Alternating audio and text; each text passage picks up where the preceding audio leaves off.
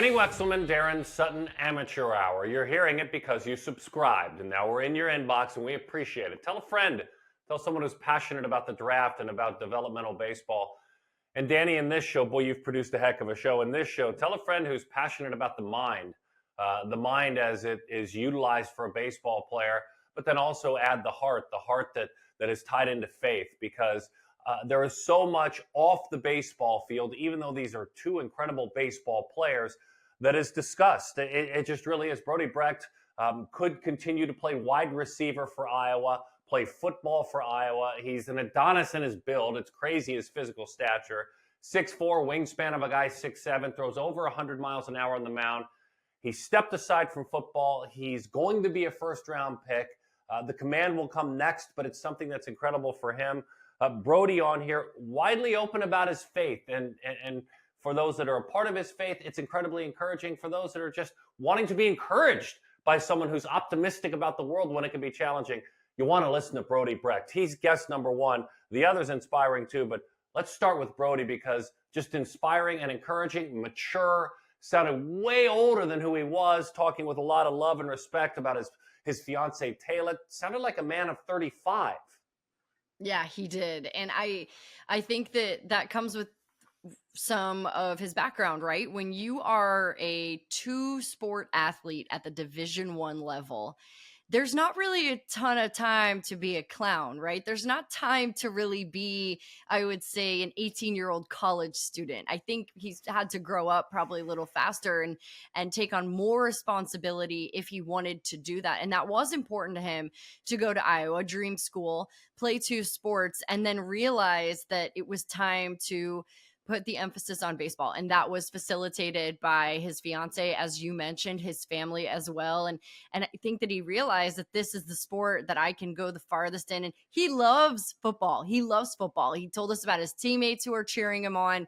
He played a little basketball, some pickup basketball. Not that he said he could go far in it, but the point being is that this is a guy who's so gifted and so talented and could probably play either, but he chose baseball. And I'm glad that he did, because what he brings on the mound, velocity wise, and able to hit triple digits, and that's the norm these days. He's just a special kid, and he speaks about the game carefully and about his talents carefully, and you can tell that he has really good people around him. As much upside as any arm I've ever scouted. As any arm I've ever scouted. Those were the words of one of Perfect Game's top scouts, Brian Sikowski. As much upside as any arm I've ever scouted. Talk about maturation to leave your country to play baseball.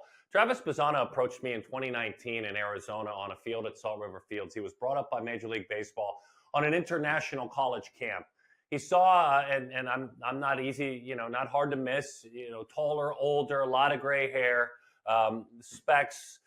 So he found me, knew that I was hired by MLB to do some coverage there, came across all the way across the diamond and tapped me on the shoulder. Hey, I'm Travis Bazzana. I don't do Australian accents, by the way, out of respect for the Australians. Hey, I'm Travis Bazzana. I want you to tell me how I can become a perfect game All-American. That was it. I mean, that's before he came to Oregon State, I met him. Now he's come to Oregon State, has an incredible year, slugs 478, hits 6 home runs, freshman All-American, then completely changes his swing. Think about that. He was a freshman All-American and changed his swing. OPS last year, 1122. He's a bag-stealing fool, had 36 stolen bases, and was hoping to play for the U.S. Collegiate National Team. He's Australian. They didn't invite him. They couldn't clear it. They couldn't move it, and, the rocks and the mountains that needed to put it together. That's fine. So that allowed him to spend the entire summer without leaving, which a lot of elite players do, in the Cape. He won the MVP of the Cape Cod League using a wood bat. He talks about the difference in bat size, the sweet spot being here and here. He said, I always hit it right in here. Some great interviews. We have the interview with him. I was thrilled when you booked him, and it doesn't disappoint. There's so much in his interview that a young athlete can learn from. So if you need to skip, if you only have 20 minutes, go ahead and listen to Travis if you're a young athlete, because he talks about your mind a lot. I would call him a vacuum of knowledge, and it's on high speed. And the approach that he's taken to the game is take risks, go all in on your risks, and you can fall back to what you were doing before if you have to.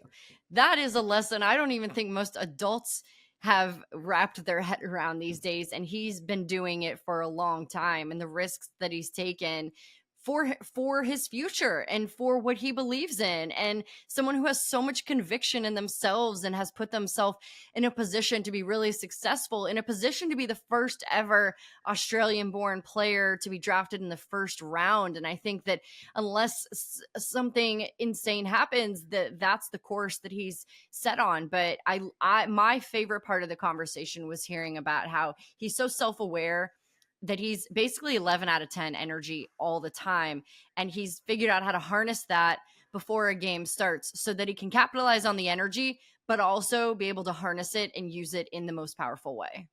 Having called a lot of his games on television for the Pac-12 network, he's nuts when he plays. He is a whirling dervish out there. It's funny because he's so logical in the conversation. There's the thinker, Travis Bazzana. That's who we got. Then there's the feeler, to use the Myers-Briggs comparison. He prepares so hard. He's all feels once he gets into the game, because he's every bit, of the reaction that we've seen MLB players have in the playoffs. I know we need to get to the show. I'll tell you what he reminds me of a little bit and listen to him talk. Earlier this year, we had the good fortune, Perfect Game content, had the good fortune to interview Corbin Carroll and Mookie Betts on the same day at Chase Field separately in Arizona. And Torey Lovello, we were at a room outside of the locker room. Torey Lovello knocked on the door, popped his head in on his way into work, introduced himself, and this is now more of a household name than it was 3 months ago, and said, "Hey, who are you interviewing today?" And I said, "Corbin Carroll and Mookie Betts. I'm pretty lucky. I have both of them in separate interviews." "Yeah, those are two really good ones." He goes, "You know what I love about both of them? And they're very similar in this way. And we've seen it play out for Corbin now here into the World Series."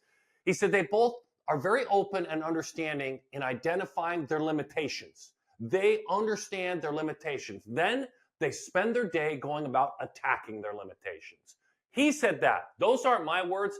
If that doesn't describe Travis Bazzana, I don't know what does. So it's perfect. Holden Breeze will join us on this podcast. A little bit of a preview of Perfect Games college baseball that you can go watch on Perfect Games Network, Perfect Game TV, video podcast. Holden Breeze, Hunter Pence is my co-host. Breeze, a part of that Oral Roberts team that shocked the college baseball world, playing all the way to Omaha last year. You're going to love the conversation because he's a little bit different than these guys, but then very much the same. JUCO guy. No one wanted him out of high school in Arizona. Went to JUCO. 4-year guy, Oral Roberts, we'll take you. I mean, we're interested in you. No other offers. He was playing in Omaha last year. So that's our podcast. Now, continue to give it a listen. I am always intrigued by somebody who doesn't cut corners. And when I think about your journey, Travis, and where you've been and where you've come from, I feel like there have been so many boxes that you have checked off. And there hasn't been a moment in this entire journey so far where you've thought about or you've made a decision to take an easier path, and especially deciding to come to school in the United States because you want to be drafted and you want to be a first round pick, the first ever.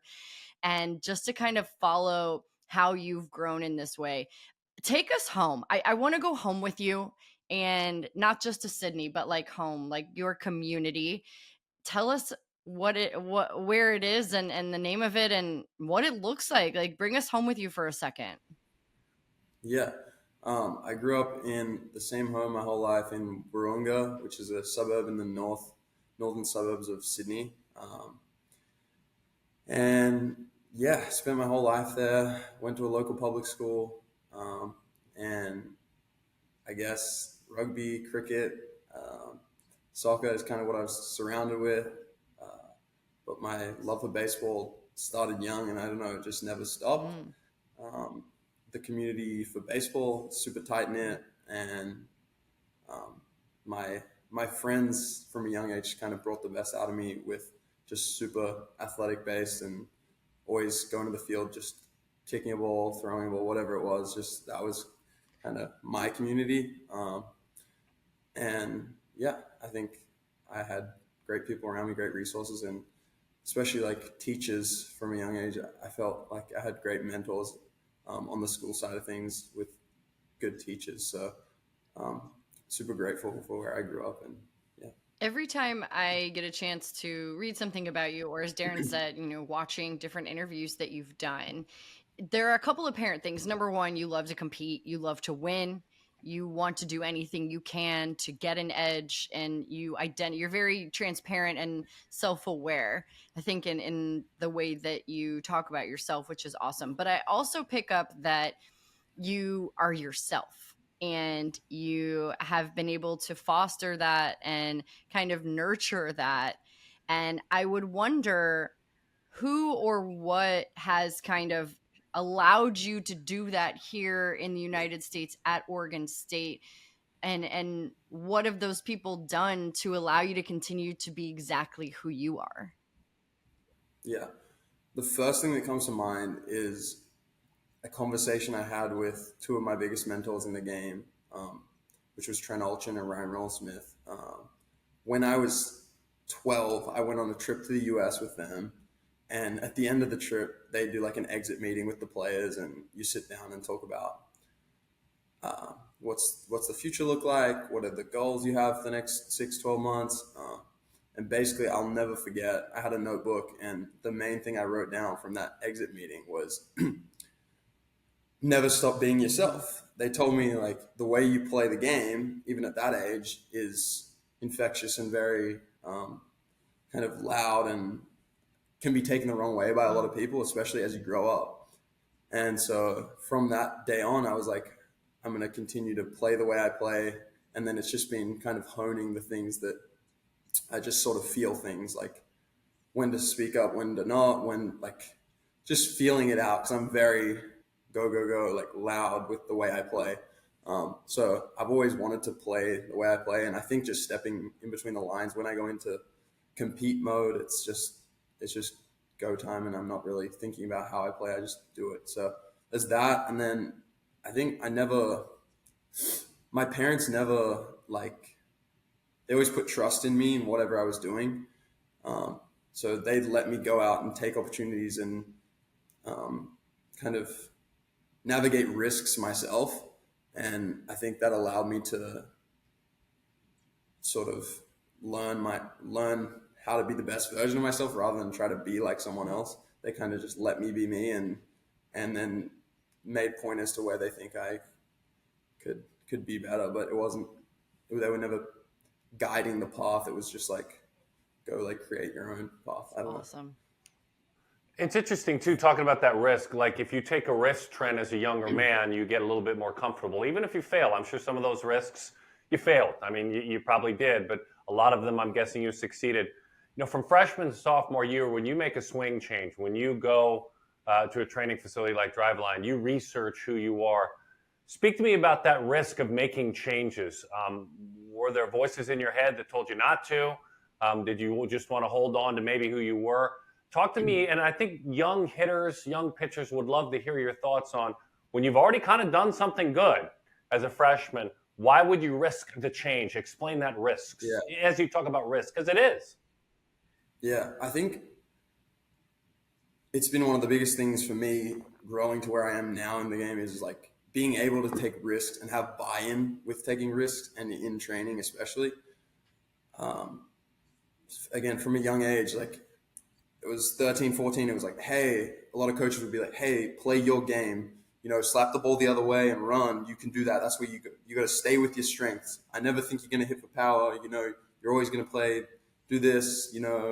It's like people put a ceiling on, like, what your game is. You run and you hit. It's like, I'm 13. I have years to develop other things in my game, And so I think I sort of got away from that and sort of begun to set no limits on the tools I could create and the way I could play the game.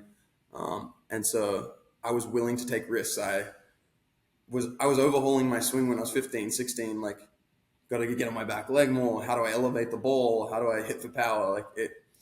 I had always been taking those risks and had tried new things consistently to where I don't feel uncomfortable making change, because I've felt lots of different swing things and tried a lot of things before to where there's enough reps and hours in the cage to where I feel like I could go back to where I was if I made backwards strides with those risks. But Lucky enough, I've had the people and resources around me to like know that I'm making the right strides and have the feedback to tell me, yeah, that's in a positive direction, those risks that change. So I think the best of the best are willing to make change and constantly looking for more. And again, there's no one's Mike Trout, Barry Bonds, Aaron Judge yet, like especially in my field in college. So it's like there's definitely change to be made, and you got to look for ways to be better. Yeah, the other word you just used, I want to ask you about, and that's that word resource. Again, for you and for everyone younger than you, I'll get off the freeway real quickly and just say I always struggle when people out there publicly on social media are critical of any resource, someone trying to teach the game. It may not be the right fit for some athletes, but it may be the right fit for others. Now back on the freeway, here's the question.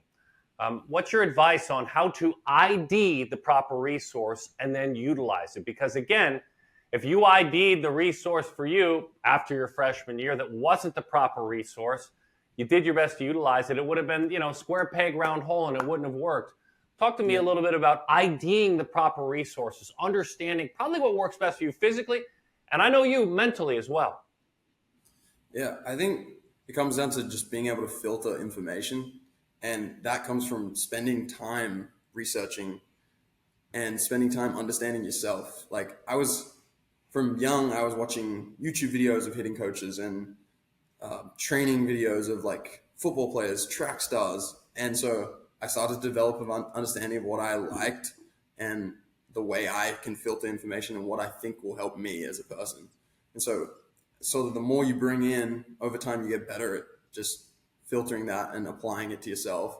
And I think I knew from 15, 16 that when Driveline introduced hitting, I was like, that's a place I could see myself going, because I feel like I'm pretty analytical, and I really like seeing feedback and numbers and data, and that intrigues me. And whenever there's kind of passion involved for me, I know it's a place that I can succeed in because I'll be super invested in it. And I sort of knew that was going to be a positive thing for me. Well, I hoped. But yeah, I think it's just putting yourself, like having an open mind to learn from lots of different resources and different people and the internet, and going out and searching for answers and questions. But then it's just learning how to filter and apply it and figure out what's going to be best for you. But that takes time. And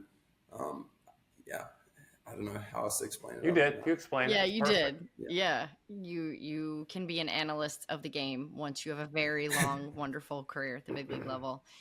I wonder, was there, two-part question here, was there a moment or a series of moments when all the work that you put in on your own at Driveline, with family, with dad, with coaches, that you said it clicked?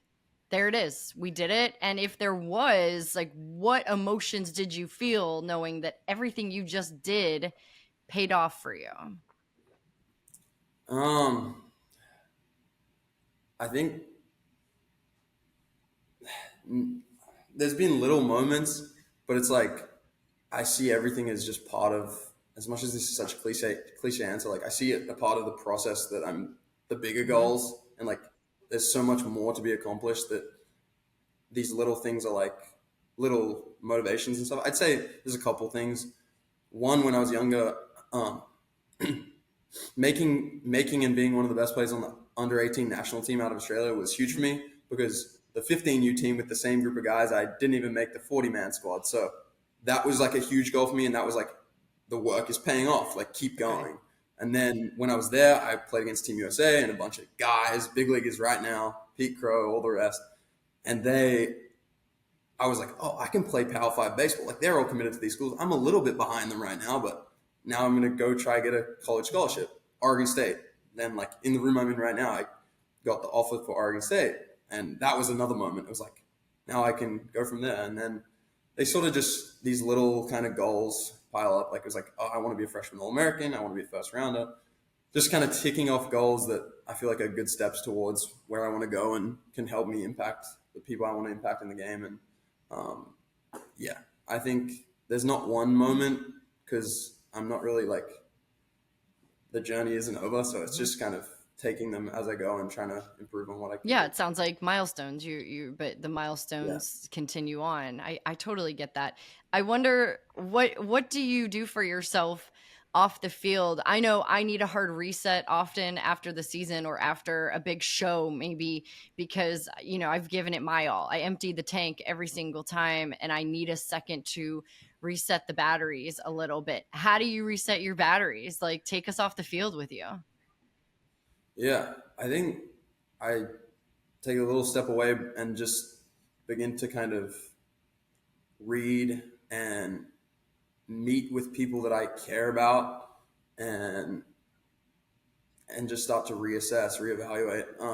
I think the biggest part is like having a great circle of people that when you kind of give your all and something ends, like the season ends or whatever, just being able to step back, have people with you to then they help you reset and help you think about the right things and keep you on the right path. And yeah, I think just being around the people I care about is huge for that kind of reset.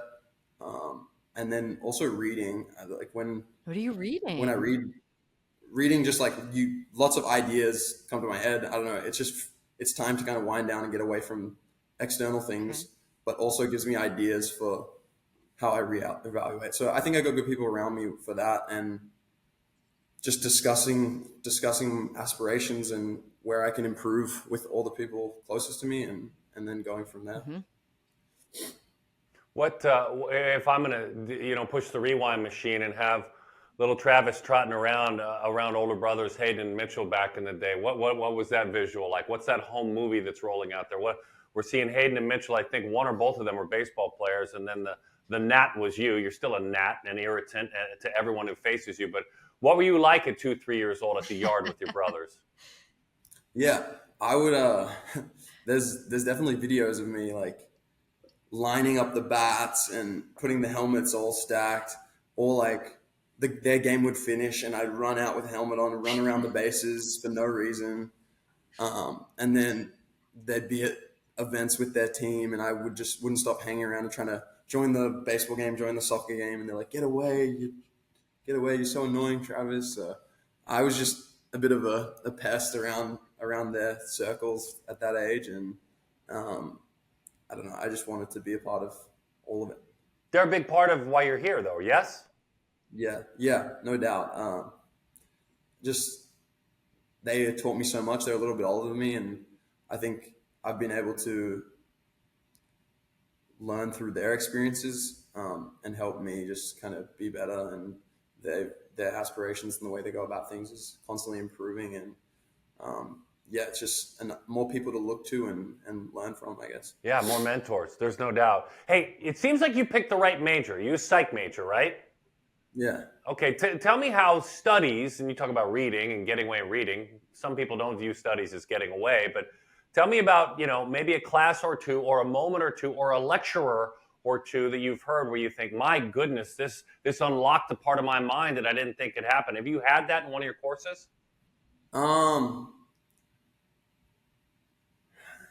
Honestly, in my psych classes, not yet, but I think just there's something that comes to my head. A book I read when I was like 15. I can't remember who recommended it to me, but it really got my psych brain just like super. I became passionate from then and wanted to learn all about like human performance psychology and all the rest. And it was Relentless by Tim Grover, and it's all the Kobe, all the Jordan references you could imagine. And that really like started everything. And I wanted to read all those type of books. And I think in the like getting a psych degree, there's a lot of different classes to touch on. And a lot of it's about mental health and drug use and all the rest. And I'd say I'm a bit more passionate about like just the performance of the brain in like pressure situations and growth. Like, I don't know. Yeah, it's a bit more niche, but yeah. Yeah, but that's okay. But that reminds us on the other end that we do walk a tightrope with our minds as human beings. Yeah. If that's a part of your studies, that does exist, and we could drift there. It's always a good reminder. Sorry, Danny. No, you're fine. You're fine. It gets me thinking because sometimes we dive into how do guys prep pregame? What's the mental preparation that goes into it. Do you have an extensive or any pregame or like routine that involves just your mind? Yeah, mind stuff is like I after batting practice, the first thing I do is go and either do a 15-minute guided meditation or take a 25-minute nap. This is right before like infield, outfield, pregame. And for me, it's like I'm very fast paced, very, you could say high heart rate, like player. I don't know how else to put it. And so for me, like I'm always going to be amped up for the game. I'm always fired up to play, but finding that fine like flow focus where I'm not overamped requires me to slow down a little pregame. So yeah, I sometimes literally take a 25-minute nap and come out super calm and ready to go, but I'm still like, I have that adrenaline, I have that rush to play the game. So it's just, once I found that balance pregame with meditation or napping, it actually helped me a lot, feeling just super clear in the box or clear on the field and ready to just go out and give it my all. Yeah. That's awesome. I only have one more, and it kind of just circles back to the start of the conversation of home and representing Australia and the path that you've chosen, that you continue to pave for the other kids who live back home, right? When you're drafted, what piece of home do you take with you to your professional career? What is it from home that you carry with you when you get there? Like mentally or like physical items. Sorry, I just I mean, both. If it's both, but I'm just thinking more of like you know, the presence of home. But if it's physical, I'll hear it out. Yeah, that's what I was thinking. I just wanted to clarify. Yeah. I would say just the heart of like the people around me at home and like the people I played with, even baseball back home. I think just every time I step out there, giving it my all, and also just caring for the people around me, like my parents and the people back home would. So I don't know. I think I take from home just nonstop wanting to be the best version of myself, and yeah. It's a great answer. Yeah. D, you're good? I'm good. Thank you so much. Yeah, that was awesome, Travis. Thank you. No worries. Yeah, it's been great. Thank you. So Brody, Hunter Pence and I had a chance to talk to you last year, and it was fun, or at least before this past summertime, back early stages of this calendar year, to be more specific. And you were still navigating the life of not a two-way player, but a two-sport player. And then about a month after you connected with us, you publicly, I think it was like March 23rd, 24th, shared of your gratefulness of having the opportunity. You always put your faith first, which we'll get into a little bit later. Shared of your thankfulness in that area, but that you were committing full-time to baseball. What led to that decision? What led to you doing that in late March, middle of the baseball season, by the way, probably middle of spring football starting up too? What led you to that decision, Brody? Because I know it was a big one. You put a lot of thought into it. Yeah, no, it's definitely been the hardest decision of my life. Football, was and probably always will be, the sport I love the most. Just that competitiveness and that, brotherhood and the adrenaline you get from playing that. But honestly, at the end of the day, I looked at, how can I, put myself in the best position to, get to the MLB, Lord willing. And so, for me, that was to have a full fall baseball season to build my arm up, so I'm having the proper ramp up and I'm not at risk, injuring my arm. Because in the past 2 years, I was starting in December and then, I was just going throughout the whole season. So just, being able to, give my arm some time to build up and then, just, being healthy, it's fall ball is a lot. It may be, a lot for some people, but for me, it's a lot easier on the body than 12 football games. So, just being healthy and just, having that time to, clean up the little things mechanically that I was wanting to work on. That was pretty much, the deciding factor at the end of the day. And, it was toughest decision I've had to make, but, I'd make it 10 times out of 10 for sure. Iowa football, playing in front of like what feels like 100,000 people at times. Heck, you go on the road, you are in front of 100,000 people. Yeah. An incredible experience, and I want to talk more about it a little later. But I think in the same theme, I do want to ask you again, aside from your prayerful time, and I know you had that time during this decision. Um, who are one or two people, if you don't mind outing them, and out of respect for them, that really influenced your decision, where you paused, and ultimately it's your decision, but where you paused and you listened to those people and you thought, that's good advice. This is going to play into me making this decision. Who were those couple of people? Yeah, the biggest one is my fiance. We got engaged this past summer, and Taylor. she was supporting me. Yeah, Taylor. Yeah, she was supporting me either way. But she was like, what's gonna be the best thing, for not only you but for us and our future family. And that for me, that was kind of really a wake up, or not really a wake up call, but just like one of the factors that played into it is just like, yeah, I love football and it's great playing, but is it really going to be what I'm going to be doing for maybe the next 10 or 15 years? Probably not. Is baseball? Very well could be. So that was she was a big piece in that. And then my parents, they were also a big part in it too, because I've been talking to them just about how I was feeling, I've been banged up, in football, my hamstrings were, not feeling the greatest. And, I just for the health of my body, I think, it's just another thing that they were talking to me about. So I would say definitely those three. And then, Carmen, she is our mental health therapist, and I talked with her a lot about it. And, she was, cause I was nervous, it's nerve wracking going into, coach's office and, saying, hey, I'm not going to be playing anymore. And, she helped me like talk through that and kind of like, eased our way into it, approaching coach and how to go about it and stuff. So, and then obviously, teammates and best friends, all played a part in it. But, I definitely think those four people, definitely helped me a lot throughout that. So I feel like there is a surge and a really powerful conversation around playing as many sports as you can for as long as you can. And you're hearing it right now at the pro level.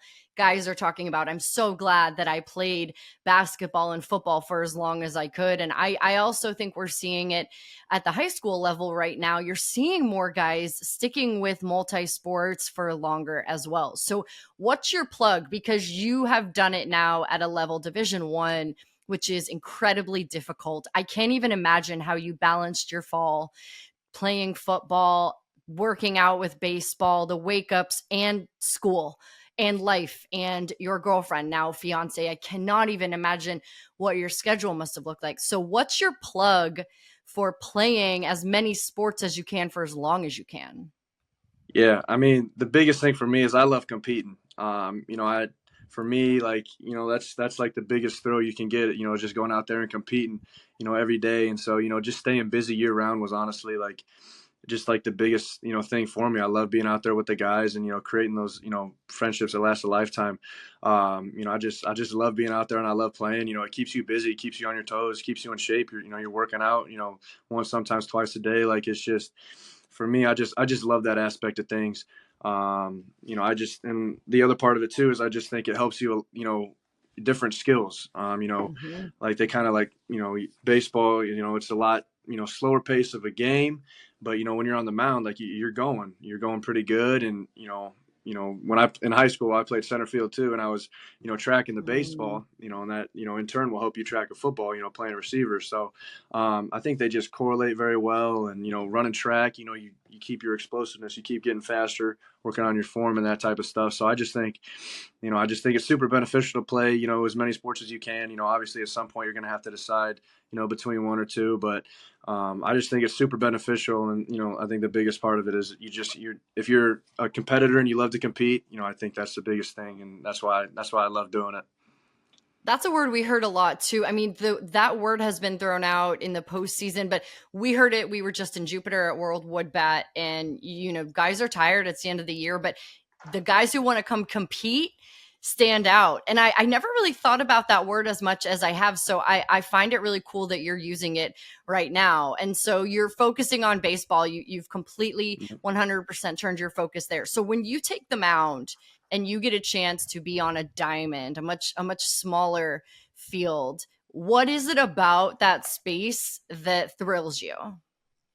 Yeah, honestly, like, baseball, like, for like just like being a receiver, like on like I mean, there's 11 other like guys like on the field, like you're kind of close to each other. Like I mean, like there's a lot of moving parts, and really the camera's only on you, if they throw you the ball. There's a lot of behind the scenes stuff too. But when you're on the mound, every single time the eye is on you, and I just for me, like you get that extra adrenaline, like all the eyes are on me, like it's me versus me, and that's something that I love is like I'm gonna say it again, but competing like every single pitch you got to compete as a pitcher, and it's not even you versus the batters. What I've learned is it's you versus you, like that's kind of how I've helped elevate my game towards the end of last year. When I was struggling, for those 4 weeks, kind of in the middle of the season, was really tapping into the mental side of the game. Throwing each pitch with commitment and conviction is what me and our pitching coach always talked about. And so, just competing every single pitch. That's why I love it. I honestly wouldn't even say like I truly love baseball like I did football. I just love competing, and every pitch I'm competing, and that's why I love playing. So if I'm going to use the word ammunition, I do so respectfully, but I'm going to ask you, as far as ammunition goes for you, where have you deepened the most? In what part of your pitching repertoire have you grown the most? And I don't know if it's all year long. Maybe it's since your brief time in the Cape. Maybe it's USA Collegiate National Team experience. Maybe it's a week ago in the fall. But where have you deepened your game the most as a pitcher? Yeah, I just think, you're not going to feel great every single time. During the Cape, I was, beat up from the season, just, arm was tired.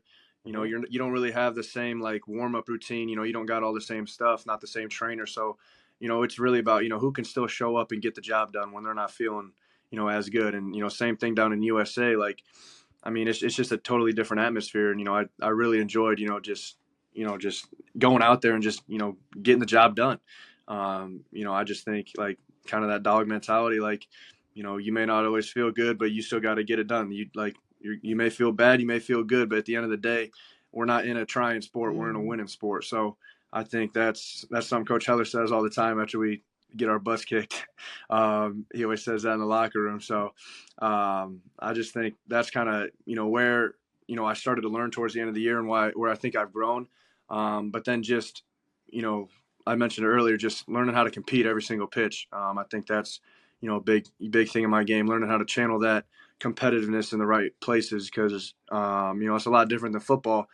Football, you get pissed off, you can go, hit somebody and not get in trouble for it. You can't do that on a baseball field, or else you're going to get tossed. So, just learning how to channel that energy and that competitiveness, I think is, a big thing that I've had to learn. So interesting. So I have a mentor of mine, and I'm sure you have some good mentors. His name is Father Matt Lowry. He's based in Flagstaff, Arizona, runs the campus ministries up there. And whenever he has an opinion on something, this is why he's a good leader of young people. He says, I have an opinion. Would you like to hear it? So I'm going to say to you right now, Brody, I listened to every word you just said. I have an opinion. Would you like to hear it? Okay. Yeah. It sounds to me like you're telling me that you feel like you got way mentally tougher, which I find crazy because you play a sport that you have to be crazy mentally tough prior to in football. But it sounds like to me, if you start compartmentalizing, I watched my dad win 300 games in the big leagues, and a lot of times he didn't have his A stuff, a lot of times out on the mound. It sounds to me like you're sharing with me like, okay, I was in the Cape. It wasn't what I was used to. I was with USA Baseball. All of a sudden, you got a lot more mentally tough as a pitcher. Am I close on listening to what you said, which is a great way to grow? Am I close? Yeah, I think you're totally right. I think it's two different like kind of toughness, from football and baseball. Like football, it's more like physically, it's like you got to like mentally push through the physical demands of, exactly Yeah. the conditioning, the lifting, that type of stuff. In baseball, it's mental toughness within every single pitch, being able to come back from adversity, because you got to be able to flip it like that. You can't be worrying about the pitch before, or else it's going to be the same sequence is going to follow. So I do think I've grown in that, but I think it's two different types of mental toughness. Like I think I have really good, that football mental toughness where I can push through those physical challenges. But I think, where I still got to, where I've grown, but still have to, do better is that, that baseball side of things, of just, dealing with that adversity better, and, learning to control my breathing and stuff like that. You probably wonder where I was going with that whole thing, didn't you? No, that was, you hung in there with it. I appreciate you hanging in there with me. I love Father Matt, so I thought I'd give him a mention in there, but I appreciate you hanging in there with me. I got you. Hey, who on the football team is your biggest cheerleader? Which person or group of people on that team now is like, Brody, that is my guy? Who is it? Probably Cooper and Max. Cooper DeJean and Max White. You guys have probably heard of Coop. But I mean, so I live with those guys, and they were also two of the people that kind of went into my decision. They were obviously sad that I was not playing with them anymore, but they knew the bigger picture at hand. And but yeah, I mean, they're always they come to every single game I pitch. They even came out to some of the scrimmages this fall. So we're always chatting it up and talking. And so yeah, those are my brothers right there. Oh, that's awesome to have support like that and have people in your life on both sides. I mean, that's got to be one of the best family feelings too in college. Like, you have kind of the best of both worlds because you've earned it, of course. I want to switch gears a little bit. 104 on the radar gun. 104. When was the first time you hit 104? Yeah, so I mean, yeah, it wasn't really 104 on the gun. It was, but I think on TrackMan it was like 101 or something. Okay, so I will be only 101, only 101. You got okay. I will be honest, but yeah, it was cool. It was cool, definitely cool to see. But yeah, I mean, I think the first time I hit 100 was freshman year live sets when I got to Iowa. I think my first or second live set, I think I hit 100 for the first time. Because I've been sitting like 98, touching a 99, and then it was cool to get that 100. But yeah, I think the beginning of last year is when I was hitting like the 101s, 101.7, getting up there a little bit. So yeah. Really quick follow up on that. It feels, and Darren, please chime in, that 98 to 101 is the norm at the big league level now. Everyone is throwing gas like that. It's kind of insane that we've gotten there. Where do you stand with how normal that seems? And you're doing it in college.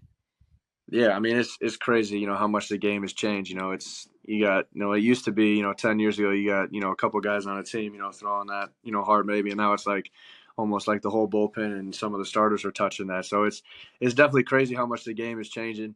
I just think, you just got to keep working. You got to like make your pitches special. It may be hard, but how much, vertical break are you getting on it and stuff like that? How can you make it harder to hit and stuff like that? So I'm still new to all that analytical stuff. I'm not the big numbers guy. So I kind of I look at it with pitching coach and the, our data analysis teams. We got one of the best, in the country, I think. So, just talking with them about it. But yeah, it's definitely crazy how much the game's been changing.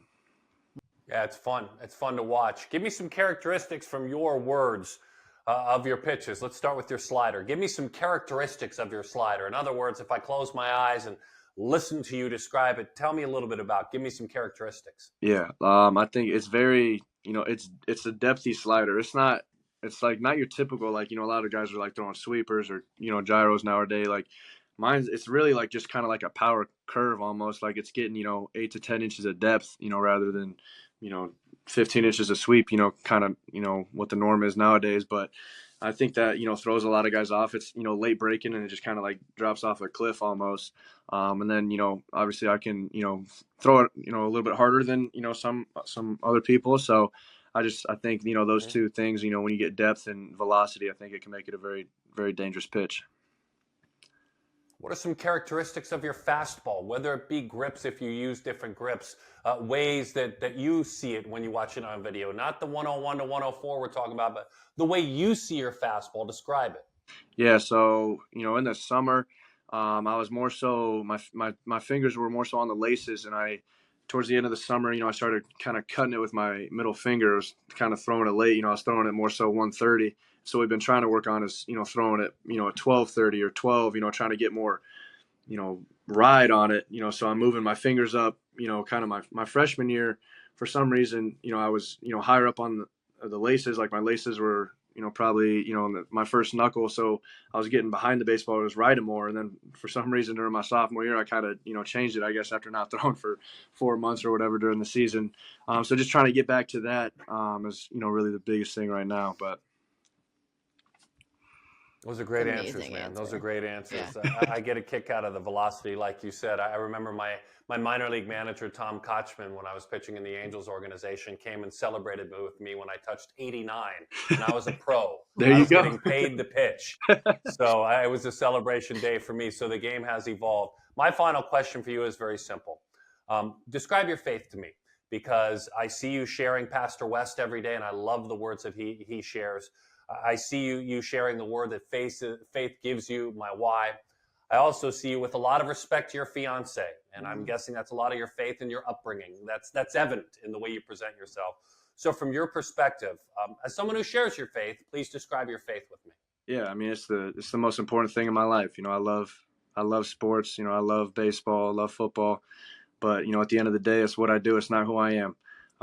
Jesus died for us, and died on the cross to forgive us of our sins, so that we can be with Him, in heaven. When He comes back to this earth. So, I just think it's super important to know why you're doing everything. And it's to glorify God. It's not to as much as I want to make Mom proud. That may be second, but it's not number one. I just think it's awesome to just share the word and of God, and just try to get others to Christ, because at the end of the day, that's our goal. That's the Great Commission. Go and make disciples of all nations. So yes, it's the most important thing to me. And I just want to whatever I do, I just want to use my platform to spread the gospel. And yeah, that's kind of it. I'm so thankful and blessed that God's put me in the position, and blessed me with the opportunities that He's given me. And the least I can do is give Him all the glory and credit Him for everything. So I appreciate you guys asking me about it. That means a lot. Absolutely. My last one is because you hopped on our podcast. You were playing basketball before you hopped on to join us. So did you, when you were in high school? Don't tell people he was late, though. No, I didn't. Starting to tell people he was late. Okay, I just want to make sure you don't do that. I see what's going on here. Not me. When you were in high school, like, how good of a basketball player are you? Like, were there offers? Were there coaches? No, we're not there. 2 sport, not 3. I actually loved. I would honestly tell you, like, my favorite sports, like growing up, it was football, basketball, baseball, like which is kind of crazy now that you think about it.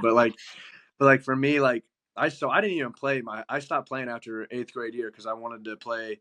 I played football in the fall, and then the winter was more so that off season. Like that's when I would go train. I'd be lifting 2 times a day, get ready for track, and then baseball would be in the summer. So, but Wow. I don't really got a good shot, but I'm athletic. I can run the floor. I play good defense. I get boards, and I pass the rock. So I'm more of a distributor and defensive anchor, not more. I can get it done in the paint. I can go up and get it, but shooting, I try to stay inside the lane. Iconic. That's an iconic answer. This was fantastic, Brody. Seriously, we're so excited. I know we're excited for this season, excited for the draft, but really appreciate you giving us some time. No problem. I appreciate you guys being flexible, and once again, I apologize for being late. But by the way, as you heard, Brody's fiance Taylor, and again, a true gentleman, and at least publicly, certainly, but you can't hide the way that he speaks about his respect for women and his respect for Taylor. And that's fun. That's encouraging. I love hearing that. His mom, Kelly, is an educator. She's from Northern Iowa. His dad is Aaron. He's an engineer. He went to Iowa State. We didn't get into all that. I thought it was important to mention. And then speaking of Travis, his dad is Gary. His mom is Jenny. They're very important to him. He shared after the podcast that they're very important. He pauses on occasion, looks forward to the next time he can be home without baseball, just with mom and dad. Those are two grown men speaking on very important things. The other thing I think it's cool to consider for Travis is that he played a lot of baseball, speaking of being a man or being with men, when he was 13, 14, and 15 in men's leagues. So he was playing with Australian men when he was able to get to the States and play in college summer leagues and play college baseball. There were some arms that were better in Australia because they were 32 and they were crafty and they weren't going to let the little mealy-mouthed pipsqueak over there in the corner get a double off him. That was a big part of Travis's development too, that he doesn't make enough about playing in men's leagues when he was just a teenager. So all these guys are cool. Danny, you really check so many boxes with these two guys. The first four guests on this show could all be, and I'm going to steal your line, could all be 1-1, could all be the number one pick. You've been really creative with your vocabulary in this podcast. I just want to let you know, you've just pulled these words out from somewhere.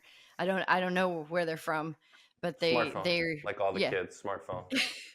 Your vocabulary has been extensive in this podcast, and I'm really grateful for it. I'm going to give you one word: competitor. And this is a word, I've kind of talked about this, but it's been kind of scratching my brain over the last few months. It started, a little before Jupiter, maybe in August when we have all of our select fests and we have our classic. And then in Jupiter, when you hear that PJ Morlando, the number one high school player in the class of 2024, is in Jupiter, and he doesn't have to be there, but he's a competitor. He came up to me and said, I want to be here. I want to play. Why wouldn't I be here? This is the best of the best. And then you hear from these two young men, and all Brody wants to do is win and compete and be the best. And that's the same for Travis. They have this hunger, and I think there's something to be said how that plays. And the reason I say it is because I'm hearing it more at the big league level. People are like, what's the difference between a team like the Padres, who has superstars and can't make it connect, and the team like the Diamondbacks, who, if you look at their roster, it's not a team of superstars. What's the difference? How did they do it? They're competitors. And I think that they've got this level to them that's been sparked in a different way. And maybe it's because it's an edge and no one expects them to do it, or they have doubters, right? Travis has been really open about the ceilings that have been put on him. And for Brody, right, a guy who, well, you weren't playing baseball year round, and you were doing this and you didn't commit yourself this way, right? There's these doubters, but these guys are hardcore competitors, and I think that makes the game better. And I think you're starting to see, okay, this is the next wave of big leaguers coming through, and they've got this edge to them that I really like. Travis won't like that I said this. He's much more of a finished product than Brody is, which is exciting for Brody. And it's exciting for Travis for the work that he has done. And that Brody, he had 66 walks in 100 innings last year. 61 walks in 77. Yeah, Brody had a lot of walks last year. And he's going to lock that in. So he's still evolving. He's not playing football for the first time. Like, it's just stopped. So he's just beginning. The velocity is great, but he's just beginning to become well-rounded. Travis is a little bit more polished, and that's what's fun about both of them. Both worthy of being first-round picks. Real quick, because I forgot to say that the plate discipline for Travis, the difference in his walks from freshman to sophomore year, walks and strikeouts, right? Sophomore year, more walks, less strikeouts. It's vastly different, the plate discipline there. Yeah, no, it's true. And he went to the Cape and had a 456 on base. I'm excited about both these athletes. They're both really great human beings. Players that you can, build programs around, and hopefully guys that you can build, minor league and then big league teams around. Subscribe. Make sure you get the brand new edition. We are coming at you regularly in the fall, holiday time, into the season. Our first four guests, our guys Kurtz and Caglione and now Brecht and Bazzana, that are all going to be first rounders. So we're going to keep this theme going because I think it's important to understand how the mind of these athletes work for all of our youngers out there. And feel free to zip through and go to the interview you want to hear or listen to part of it. But we appreciate you supporting it. Tell a friend, pass it along. What do they say? Exit now. They don't say tweet it. Exit, X it. While we X it, and we'll talk to you when the next edition comes around.